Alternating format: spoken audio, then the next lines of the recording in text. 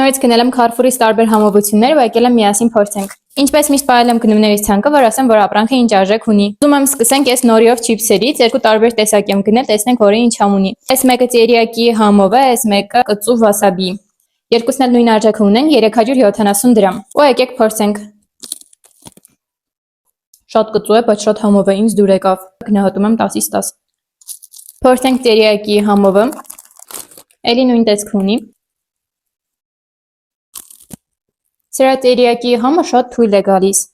իսկ այն մեկի վասաբիի համու կծությունը շատ ուժեղ էր։ Էլի համով է, հաստատ էլի կգնեմ, բայց այս մեկը 10-ից 7։ Հաջորդը փորձում ենք այս ռեզինկաները, 390 դրամ է, ներսում երկու տեսակ կա, հիմա բացեմ, ցույց տամ։ Այս տեսքը ունի, ներսում սպիտակ ինչ-որ մի բան։ Շատ համով է, եկեք սա էլ փորձեմ։ Այս մեկը այդքան էլ համով չէր։ Ու երրորդը սրանցից է։